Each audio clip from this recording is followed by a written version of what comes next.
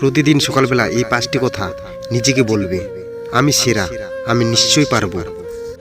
সৃষ্টিকর্তা সর্বদা আমার সঙ্গী আছেন, আমি জয়ী।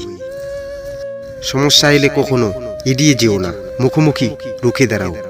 মনে রাখবেন, সমস্যাহীন জয়ী কোনো আনন্দ নেই। আর সব সমস্যার সমাধান আছে। তুমি কতটা কষ্টে আছো তা তোমাকে কেউ দেখতে আসবে না, কিন্তু প্রাণ খুলে হেসে দেখো, সেই হাসিকে হিংসে করার মতো লোকের অভাব হবে না। পারফেক্ট সময় আসবে, সেটা ভেবে তুমি বসে থাকবে না। খারাপ সময়গুলো নিজে থেকে পারফেক্ট বানাও, তাহলে দেখবে জীবনে কখনো কোনো দিন কষ্ট থাকবে না। মানুষ বড়ই অদ্ভুত। অভদ্রতা আচরণকে দুর্বলতা ভাবে, আর অসভ্যতা আচরণকে ব্যক্তিত্ব।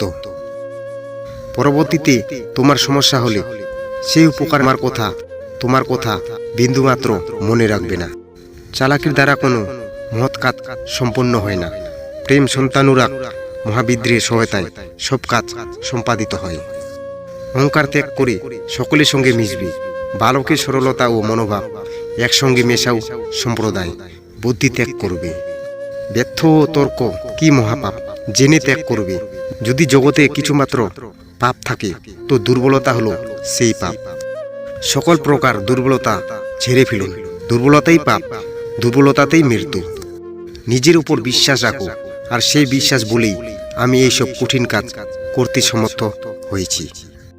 তোমরা প্রত্যেককে বিশ্বাস রাখো যে অনন্ত শক্তি তোমাদের, সকলের অনন্ত শক্তি তোমাদের মধ্যে রয়েছে।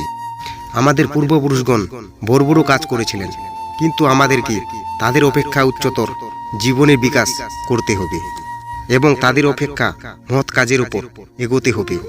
এখন পিছিয়ে গিয়ে অবনত হওয়া কিভাবে সম্ভব?